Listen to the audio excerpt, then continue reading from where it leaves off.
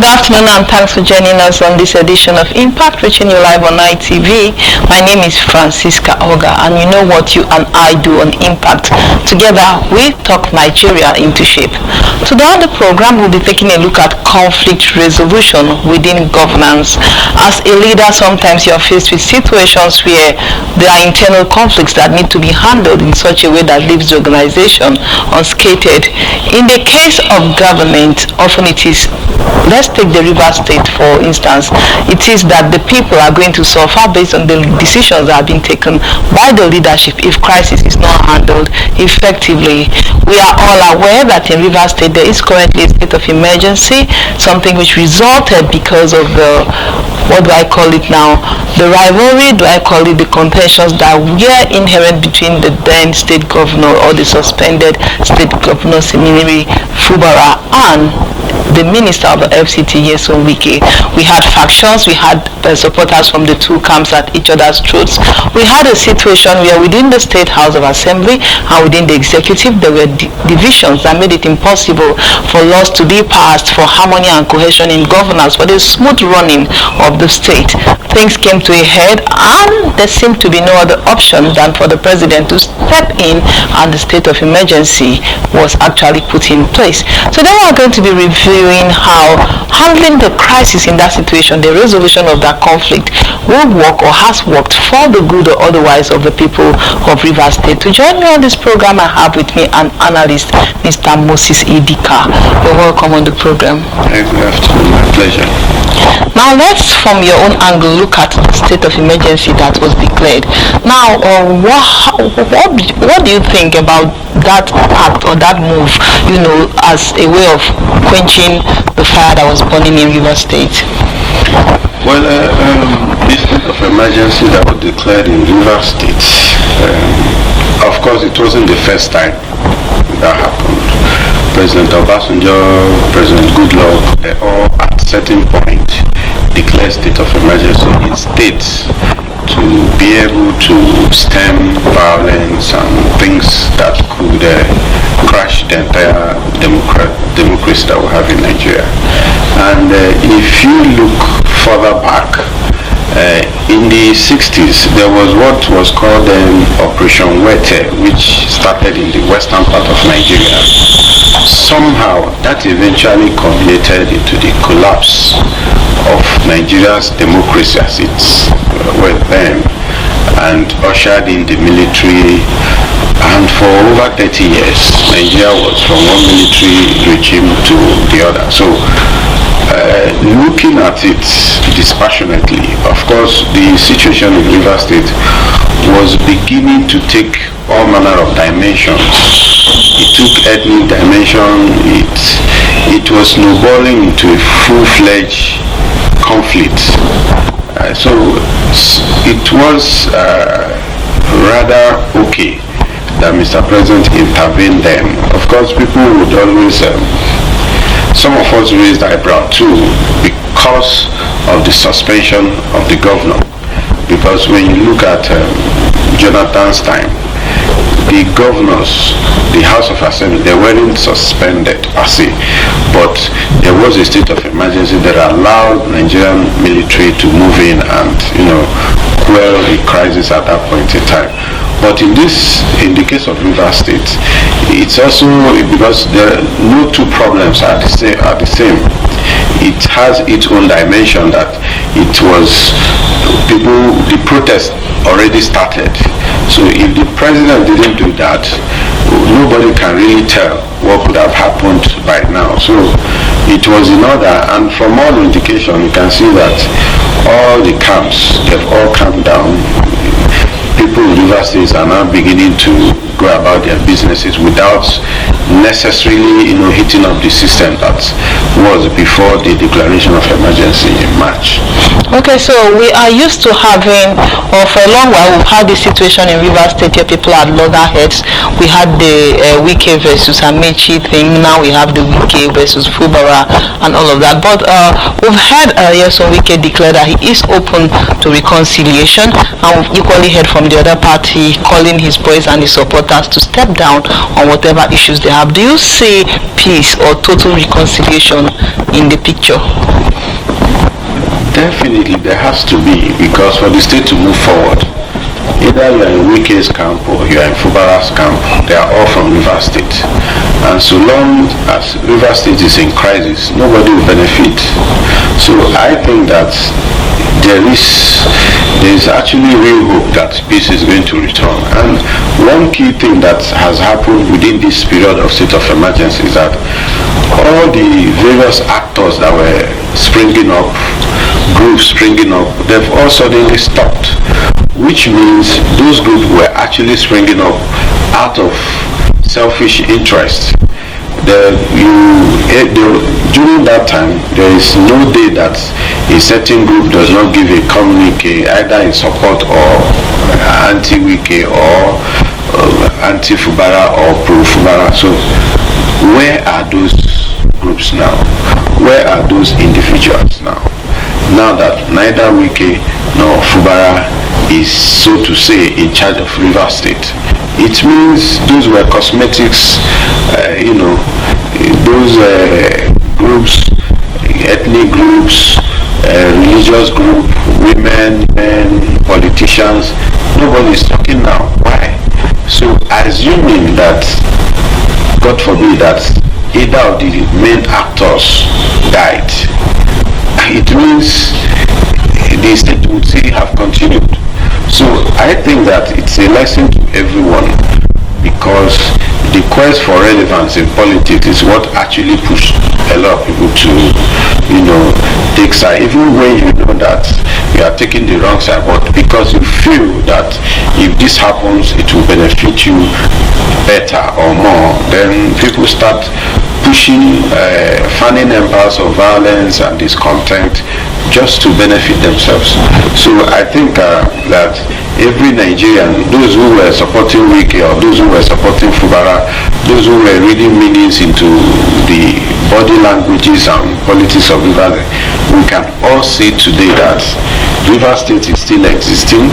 Peace has returned to the state. So that which they are doing now, I believe I've read news from both corners, both Wike and Fubara, they are all saying, okay, it's a father-son relationship, we are together. Indeed, they have always been together, because Fubara didn't emerge from outside Rivers State. For 8 years, Wike was the governor. Nobody heard of Fubara, so to say. But suddenly, Fubara, it's now as if Fubara has been a force that has been existing. So I think that in local balance, people say Uburu brain, people can now come together and pursue the interests of Rivers State above personal interest. Now, talking about the interests of Rivers State, one of the things that has happened is that the president has transmitted a bill of 1.48 trillion naira to the National Assembly for passage, so that governance and welfare of the people of Rivers State will not be jeopardized by the fact that there's a state of emergency and the State House of Assembly is not in place. To you, what do you make out of that? If you recall the Supreme Court ruling, the Supreme Court ruling actually indicated that Rivers State had not passed a valid budget for 2025, even that of 2024. But of course, that has already been overtaken by time. So the action of the president is in line with the Supreme Court ruling, so it's constitutional, because nature abhors vacuum. Rivers State, governance in Rivers State has to go on.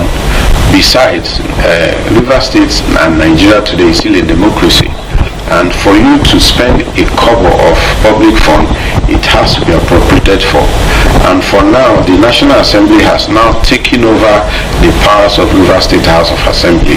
So it is in order that that budget be considered and possibly passed by the National Assembly, so that Rivers State civil servants, they have to be paid, teachers. Of course, governance has to go on in Rivers State. Okay. Now, Nigerians and the way we put it, let me use local parlance like you said, you to do. Some people are of the opinion that the present sole administrator to do He has gone around inspecting all the buildings that were damaged. Buildings were burnt when they had the issues with the local government elections. The State House Assembly infrastructure was brought down. So he has been inspecting such infrastructure, and reconstruction is in the offing, and also he's working on reconstruction of some roads. But some people think that, hey, we were asked to just go and midwife the place for a bit. Why all the activity? So do you, like the majority out there, think he's overdoing? Well, he can't be overdoing. We just spoke about the budget of Rivers State. And when you are passing budget of Rivers State, you are talking about fixing social infrastructure in the state. Because it is even part of the healing process that hopefully when Fubara returns, the burnt local government secretariat, the House of Assembly would have been fixed, so that the new, in quotes, Rivers State House of Assembly can move into the chambers of the Rivers State House of Assembly and immediately begin the business of lawmaking and oversighting of the executive arm of Rivers State government. The same thing in the local government. So, after the Nigeria Biafra war, they declared no victor, no vanquished. And it is in that line, whatever was damaged has to be fixed. Now, the state of emergency is initially to last for 6 months.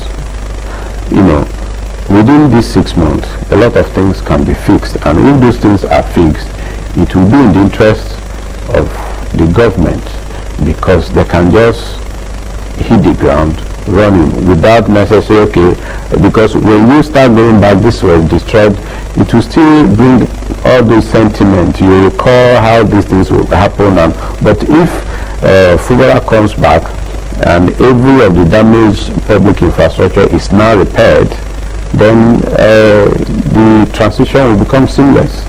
So I don't think that the sole administrator, Abbas, is overdoing things. I think it's in line with what he has been directed to do by the president. Supporters have a way of picking up the flame. Sometimes you see two principals having a disagreement, they will reconcile wherever they meet. Like we used to say, big men know where they meet themselves, and they reconcile. But the supporters down here fight dirty, probably have stepped on so many toes, crossed the lines in so many ways, and it becomes more difficult for them to, mend things from at that level. Now, what would you say, not just to the supporters in Rivers State, but to supporters, as it were, of our political leaders all over the country, who somehow sometimes are part of the real problem? Well, the problem we have in Nigeria, like you said, is beyond Rivers State. It's across, like today, you have the APC people, you have the PDP people. When someone in PDP criticizes the government, they call him or her names. If someone in government says something, they say it's because you are in government, but we all, in real sense of it, we all have common interests, and that common interest is that we are all Nigerians. For example, if you go to places like some parts of Yobe, Adamawa, Borno, where people have been chased out of their homes, you find out that if you were in Damboa and somebody was in APC or PDP and you fought today, they've all lost their homes. Perhaps they are all somehow in the same IDP camps, which means the previous altercation really has no meaning. And like they say, when leaders, of course, the most near violent opposition is between the supporters of President Bola Tinubu and Peter Obi. But just last week we saw Peter Obi and President Tinubu laughing in Rome. So, and you begin to wonder, these people killing themselves, that can't even assess either the Obi or Tinubu, what is their gain. So I think we as Nigerians, we should begin to look at things in such a way that whatever we do will have more effect on us than those principal actors. We are here in Abuja from every governor or everyone that has ever been governor in Nigeria between 1999 and today probably live in Abuja. Their families probably live in Abuja. Yet their opponents are in their states.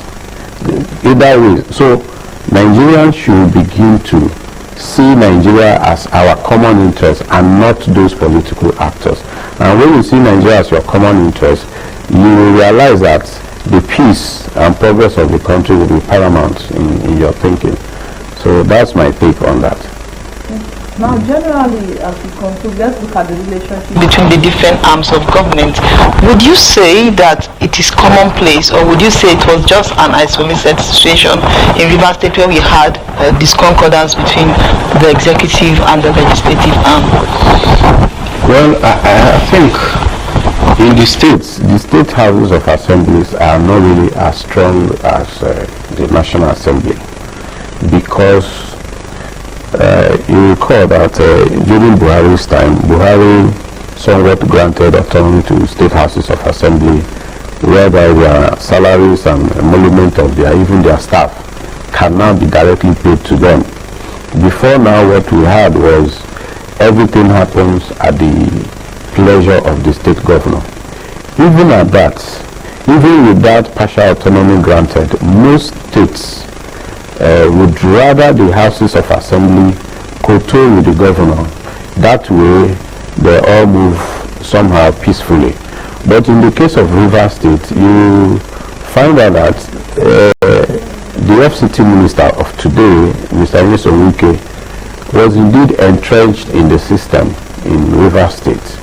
And of course, since 1999, he has been someone who has been embedded in that system, from local government, in fact all through the rungs of the system. So he had his supporters. So it wasn't going to be easy for a governor to come and suddenly decide to say, so he had a lot of supporters who feel like we've been one family, why divide it now? So, and you know that Rivers is also a peculiar state. Rivers is not like most states, because in some states, there may be 18 political parties, but the ruling party remains the numero uno. The ruling party controls everywhere. But in Rivers State, it's like Lagos State somehow. It's a metropolitan state where certain interests, the source of funding of political activities does not come from one source. So for that reason, a state like Rivers is different. So it was peculiar to them. But generally, most state houses of assembly in Nigeria can exist better if they work in tandem with their state governors. Okay. Yeah. I'll have to say a very big thank you for having made our time to share with us on this very important topic. We have in the house with us a political analyst who has looked at the issue of Rivers State conflict in the person of Mr. Moses Idika. Thank you so much for having joined us on the program. My pleasure. The program is Impact. We've been looking at conflict resolution, especially as we draw closer to the 2027 elections. There will be cases of more altercations. It is something we've always seen in Nigeria, because supporters will spring in different camps. There will be lots of, but let's draw from the Rivers State example. At the end of the day, when two elephants fight, it is the grass that suffers most. So let's think of ourselves, let's think of our children, let's think of the benefits of good governance that will deny ourselves if we allow conflicts and crises to engulf us while going about the process of just choosing a leader for ourselves. On this note, I'll have to say thank you for having stayed with us. Let's do this again. Same time next week, same station. My name is Francisca Oga. Thanks for watching, and do have a beautiful day.